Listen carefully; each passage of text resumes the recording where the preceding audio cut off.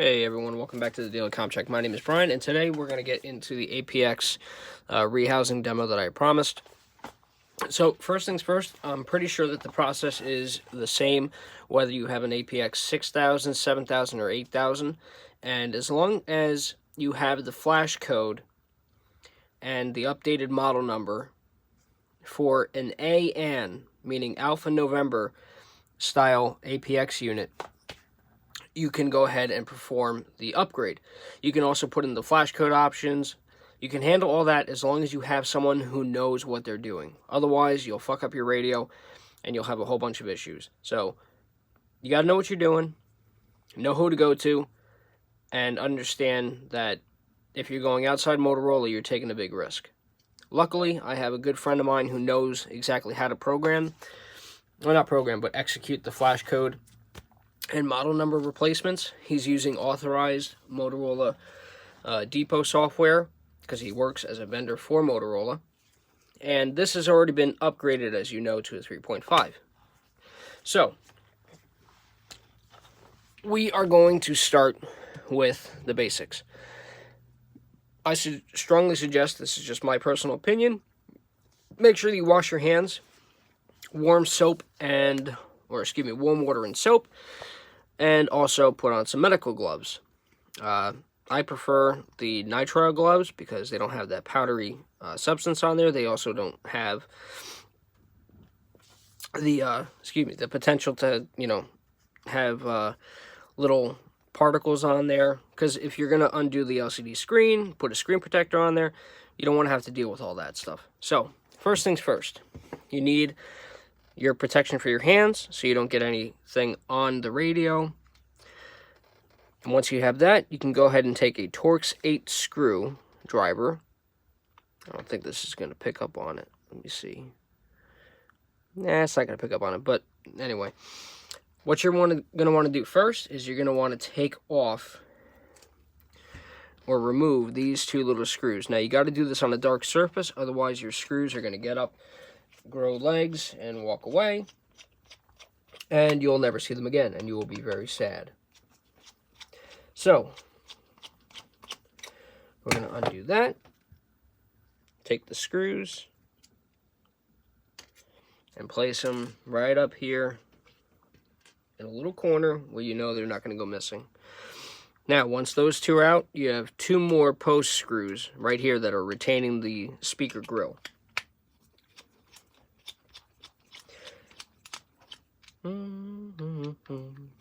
Hope you guys had a good Thanksgiving. Hope everyone who's watching is having a relatively nice holiday weekend. Now, what you can do now is take off the speaker grill and place it on the side. Now, you have two more screw posts up here in the left and the right, respectively. What I do is I place my thumb on either side to make sure that the speaker does not fall out. Undo the screw posts.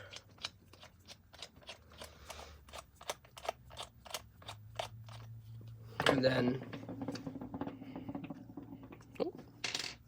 this one doesn't want to come out. Let's see.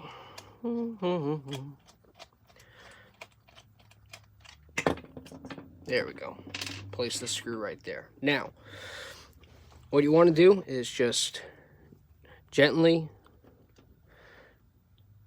pull the speaker towards you. If it's sitting in there nice and tight, what you can do is you can take a flathead screwdriver and in this little section here, just lift it up a little bit towards you.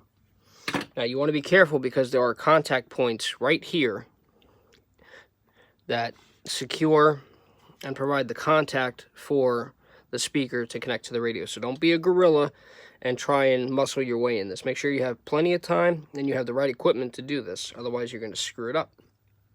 Place the speaker right there on a clean surface. Now, what you're going to do from here is simply take your two thumbs and apply even pressure and separate the housing from the radio. And if you did this right, your radio should simply come apart like this. Okay, there's the O-ring that protects the radio. You know, just make sure that that's nice and clean and secure. Try not to move it too much. You don't want it to come off. And then this is the whole assembly piece right here. It's just one solid piece. And the metal chassis support that retains the belt clip has the speaker. This should all come apart, and you can just put that to the side. Okay, so now the next step that I do is I do the speaker. So you're going to take the speaker out of its protective casing. And yes, these are all OEM Motorola parts. Don't be cheap, especially with a radio that's as expensive as one of these. Now what I do is I put the speaker up here, or excuse me, the screen up there, and I get a flexible screen protector, and I measure it out, and then I just cut it with a straight edge or straight blade razor. Cut it out to the appropriate measurements, and then what you're going to want to do is take the sticky side first. Now make sure you take a microfiber cloth, or like a lens cleaner or a lens cleaning cloth, and just wipe down your LCD screen. You don't want to get any hairs or fingerprints on there. It's going to drive you nuts, especially if you have to redo it, you know, because you spent all this time and it's just a pain in the ass. Doing this part with gloves is a little tricky, but I prefer not to have the fingerprints and all that stuff on there, especially if you're doing this for a side hustle, if you're doing it for somebody. So what you want to do is just gently place it on the LCD. Put it as square in the middle as possible. And then just gently run your finger across like so. And that's that. And then you can take off the top piece. Make sure you don't have any air bubbles in between. If you do, just gently try and force them out. Let me see if I can do this off camera real quick. Just gently force it out.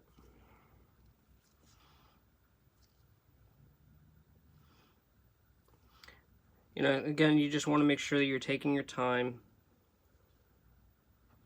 Don't rush. And some people suggest that you wear the elastic band around your wrist to prevent electrostatic discharge. I recommend that also. You know, man, this little bubble's a pain in the ass. I almost got it. Almost got it. That's why I say you got to make sure you take your time. Okay, we got it. Good. Goody gumdrops. Okay, so in this case, I made a little bit of a mess on the screen. So just take the new cloth and just gently wipe it down. You want to clean off that area and make sure that there's no residue. Because again, if you're doing this professionally, you don't want to have any air bubbles. You don't want to have fingerprints. You know, God forbid if the person who has the radio decides to kill somebody. Nah, I'm kidding. Okay, so yeah, that actually came out. Yeah, that came out pretty good. Not perfect, but what are you gonna do? And I've already tried doing this video several times, so if you don't like it, you can kiss my ass. I don't care. And that comes out a lot better than the first time. So, next step is you're going to take this piece out. Now, same deal. What I do is I just take the little microfiber cleaning cloth, and I I wipe down the inside and the outside of the housing, just to keep it nice and clean. If that's not important to you, then you could probably skip this step, but for me, That's very important. It'll really mess with my OCD. A couple of clients that I have, it'll really screw with their OCD if there's like even a speck on the screen. I've had, funny story, I've had people send me back radios that I've recased and spent probably 6-7 hours, checking out the electronics, making sure the circuitry is good, checking just checking it all out from top to bottom, taking a Q-tip and cleaning the O-ring area. I mean, I go nuts with cleaning my radios before they get put into service. And I've had one person have a little tiny little thing in the corner. He sends it back like, oh, it's dirty, it's dirt. Like, calm down, man. Can't please everyone. Can't please everyone. So, what you're going to want to do is just gently place the screen in there. Make sure it's lined up. Don't force it in. And then just turn it over, make sure it looks good. And in my case, it really does. It looks nice. Nice and pretty. So, this is the tricky part. You're going to want to line these up. If I can get in the frame. Good. Make sure that you line these up to the appropriate corresponding connection points. It's a little difficult to do. Your screen might come out. That's why, again, I recommend putting in the screensaver, or a screen protector, rather.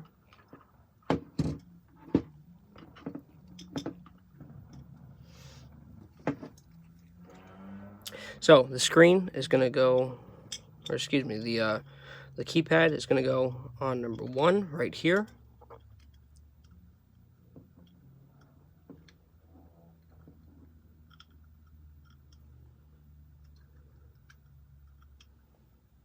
There we go. Yep, just gently.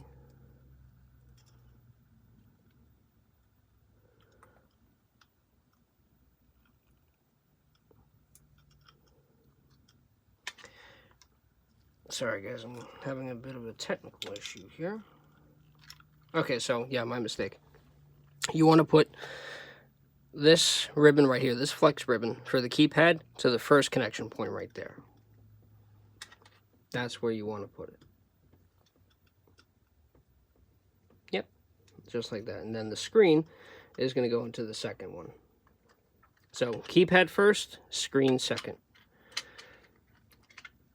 And that's why you want to be gentle. You don't want the screen to fall out. See?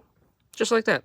And then this is where we're going to hold the keypad together, flip the radio back over.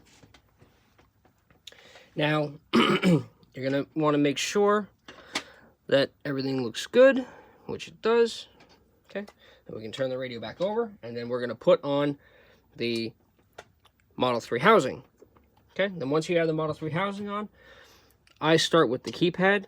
There's little tabs right here. It just really slides like that. Okay.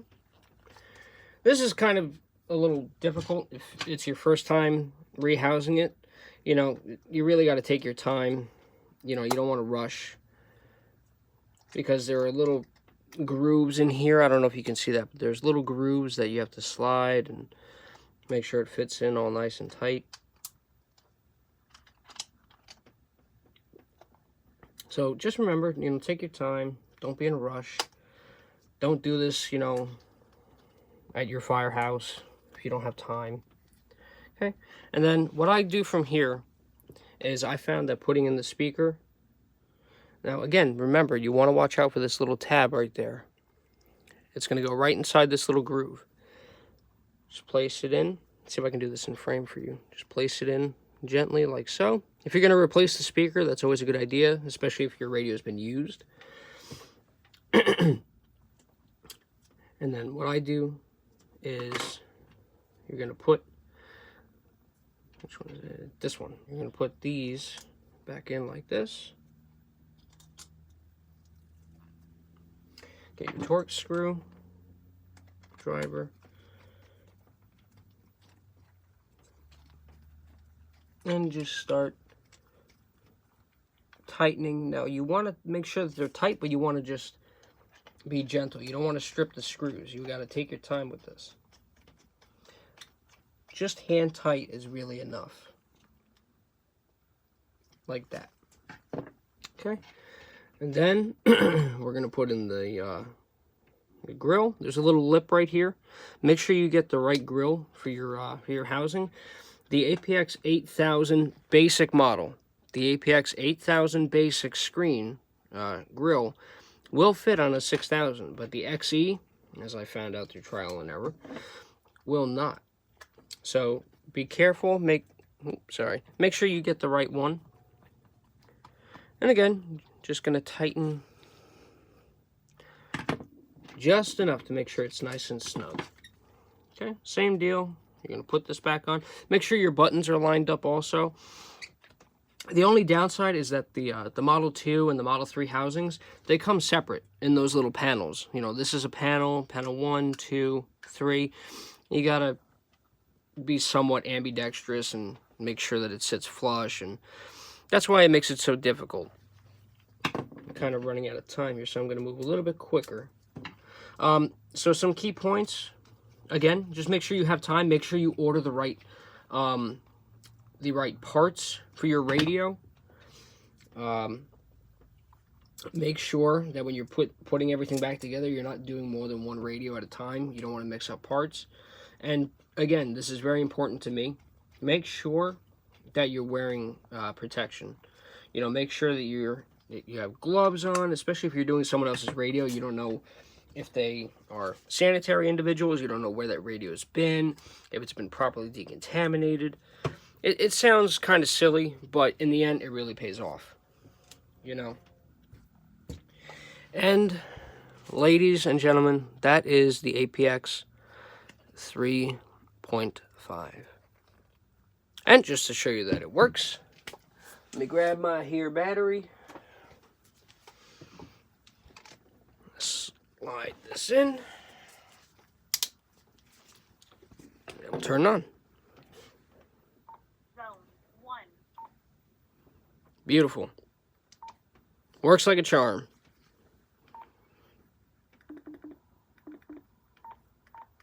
Everything works. Readout's good. And no bubbles on the screen. Look at that. Perfect. So, everyone, that is essentially what you need to do a recase or an upgrade for an APX radio.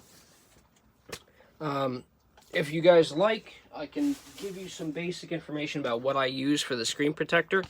I use something called Extreme Indestructible. I also use this on the 5000s that I had.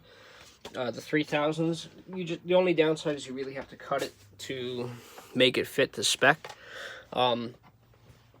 There is a seller on eBay that I get a lot of my OEM Motorola merchandise from.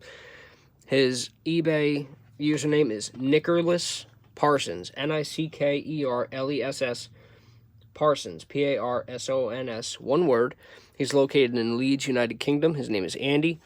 He has great products, great merchandise, and fabulous customer service along with shipping.